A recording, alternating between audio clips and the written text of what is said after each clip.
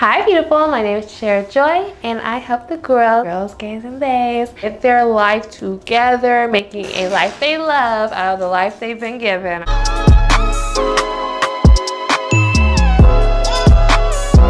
In today's video, you're obviously here for a reason. You're trying to heal your inner child, and I'm so proud of you for that. Go ahead and just get into the video. Now, some may say going into the past is redundant. No one wants to really go into it. It's dark, it's sad, it's painful, it feels traumatic. But if you're aware, you know that your childhood is the foundation to everything that you are right now, baby. You've been taught certain values. All those things are ingrained into you by the time you are grown and you are out. So yeah, we need to talk about it. Now, healing your inner child is going to break family curses, family cycles that you just don't want in your life. It's all connected, okay? The things that you liked as a kid are probably still things that you like now and that you would enjoy now. Things that, hurt your heart back then may still hurt your heart now. You just have a protective wall against it, and a little bit more of your survival skills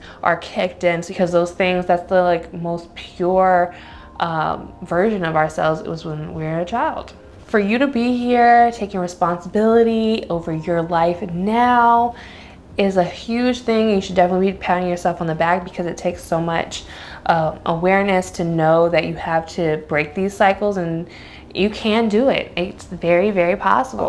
First things first, you're going to have to work on your mindset. You're going to have to turn your anxiety and all the things that are keeping you from becoming this person. You're gonna have to tap into your mind and figure out why you think the way that you think, why you believe the things that you believe. And sometimes those thoughts and reflecting on those thoughts can automatically take you to a place of, wait a minute, I remember when so-and-so told me that. I'm just telling myself that because they told me that. Is it actually true?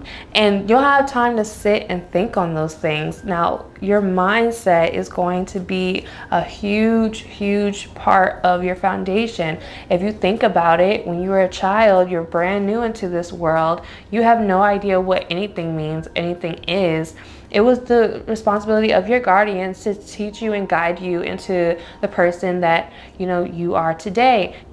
Whether or not you're an amazing person isn't completely reflective on who they are, because they are just a small piece of it. It's just the way that they initiate you into that world. It's probably because you were taught that there was value in what you're doing, or you didn't want to be that person. You were taught by, the example that they did, and you kind of tried to do the exact opposite.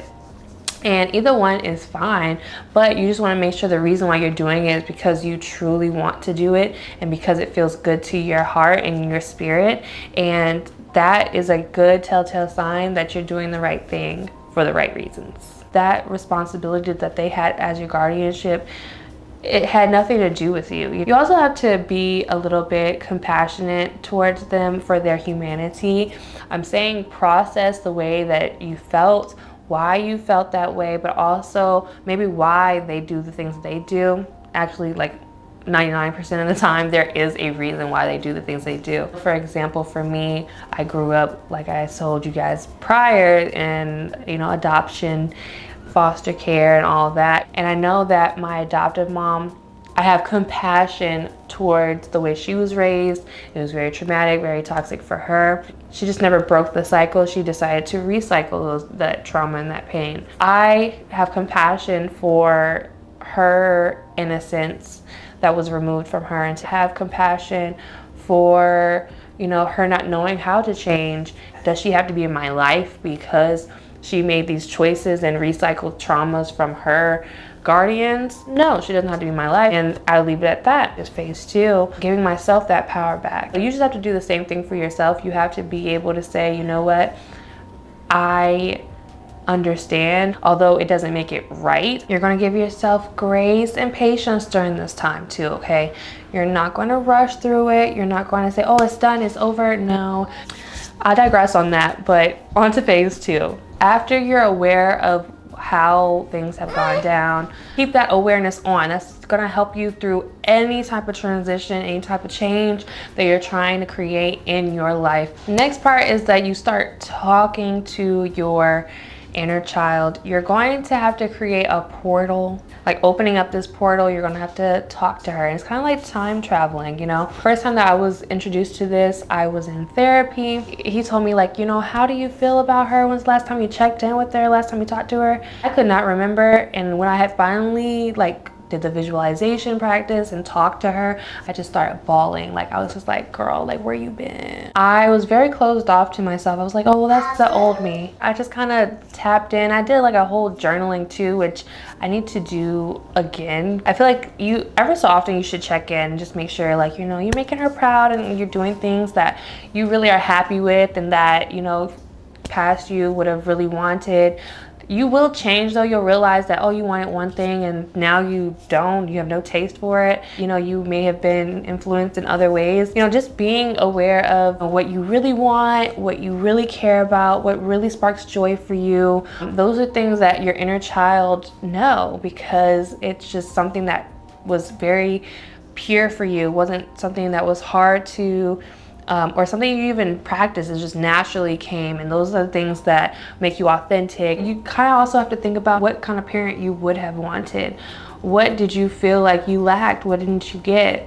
How you could have protected yourself, what you would have wanted to be able to protect yourself from. Things like that you have to really go in depth with. Then you're also going to have to shift the responsibility. You have to become your own parent. You have to become the person that you wish you had at that point in time. You're also going to become more aware of more things as you're, you know, trotting along on this journey. So you have to be open to being wrong and to trying new things and being open to new experiences. You also have to build trust during the stage, I think, because you want to be able to protect yourself. You want to be able to make sure yourself is being heard. So you have to build trust. If you say you're going to do something, you have to be about it. You have to be very intentional with the way you move, because you have to think before you do, you know, and don't think so much from the survivor, but think from the thriver. Your highest self, what are they doing? What are they excited and passionate about? How are they adding joy to their lives, inspiring that in other people's lives? How are they doing that? And it will have to impact you first. You have to feel it. If you feel it, it's usually right. And this is really just comes with self-study, being alone, cutting things out of your life that don't serve you. So you just have to be very, very mindful. You can promise to protect yourself, but you have to know how to protect yourself. You know, you can promise to always make sure that you feel heard and seen, but you also need to know how you feel heard and seen and practice sharing your voice so that you know how you're being heard. You have to be very uncomfortable during that time, because it's going to be different from what you've experienced so far. So it's going to feel strange. It's going to feel weird. You're going to have to give yourself permission to do a lot of things so that you can actually see this person that you're trying to become start to actualize. And then your last phase is going to be walking in that power that you just gave yourself, the permissions, all the things. You're going to have to keep getting uncomfortable, but I think it'll also add more confidence. Oh, I know I can handle this, so I'm not going to worry too much about it. Oh, I know I can bounce back, so even if I fail during this, I'll still know how to get back up because I believe in myself.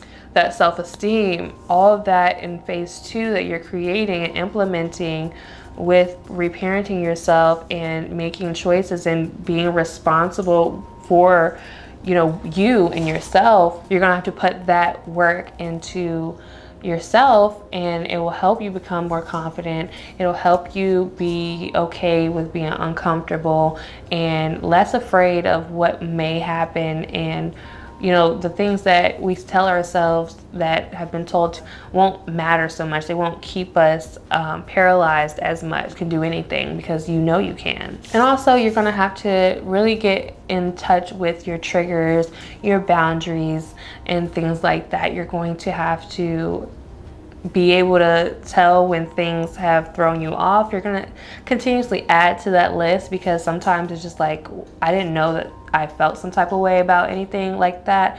So those triggers will, you'll learn more about what your triggers are based off your awareness for what feels right in your body with that self-study. Also have to set and adhere to your boundaries. You can say, oh, my boundary is this, but it really doesn't hit until you're triggered, and then you have to set that boundary, or you have to set that boundary before you get triggered. You know what I mean? So those things they go hand in hand. You have to know yourself though. You'll have to be open to creating new memories. Now, things that you wanted to do as a kid, things that you have done, but it was maybe very traumatizing, you're going to have to face those things, and it will help you heal those broken parts. Along with everything we just talked about. So your mind, and then the responsibility that you have to yourself, they all work together. Through this whole period of time, which may be for the rest of our lives, because there's always new stimuli, right? New tests. You're just gonna have to have a lot of patience for yourself.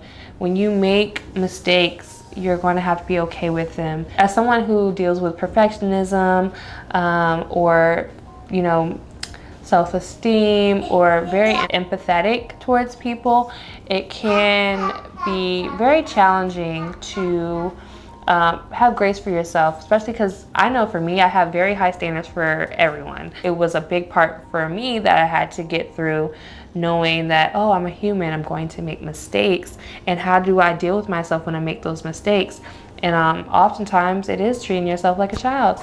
I think about when I talk to my son, he's so upset that he made a mistake in front of somebody else. He's very embarrassed, and I think of myself, my inner child, like that. Like, of course he might feel like humiliation to be embarrassed in front of multiple people. Rejection that you're feeling when someone tells you no because they have a boundary, but it gives you power to have those same boundaries or more boundaries for yourself. It is a very tight balance, because there are going to be times where you might be too compassionate, because you're allowing someone to, get over on you and hurt you over and over again. And then sometimes you're a little too confident because your ego is keeping you from, exploring new opportunities or new ways to expand, because you don't want to fail or do things wrong. So you gotta find a good balance, but just know that it will eventually balance out. And if you're constantly aware,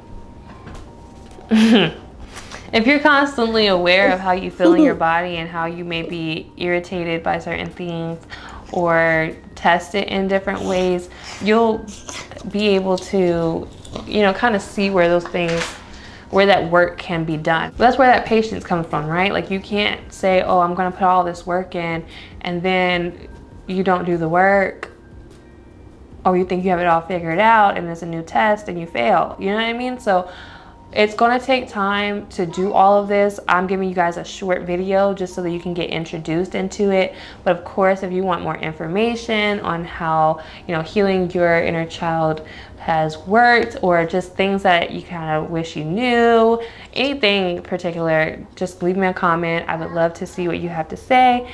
Also, if you have any tidbits that you want to add to our audience for healing your inner child, I would love to hear what you have to say. Now, this is going to take a lot of work. Like I said in the beginning of the video, you may struggle in different ways depending on your coping mechanisms. I know for me, I got very defensive when people would call me out or hold me accountable for certain things. So you just have to be aware that, we're humans, we're all making mistakes, we're all doing things that maybe aren't favorable or, completely selfless, or whatever the case may be. So give compassion to yourself, give compassion to others, everything will be fine. If you like this video, please show me. I need to see it. Give me comments, likes, turn me up. These topics can sometimes be a little heavy. I try to make them light so that you can digest them. Overall, I just want to make sure that we're working to get to where we want to be. I'm very much a person who just likes progress. I like progress within myself. I'm very driven by, results and such. I really want that for you guys, and If no one tells you today, I love you, you are loved, you are important, you're capable of amazing things. And until next time, bye, beautiful. Mwah.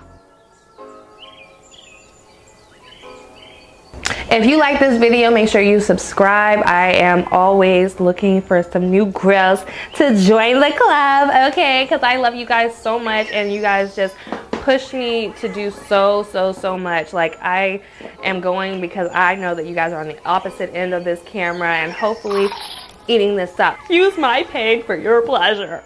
No, not like that, but you know what I mean.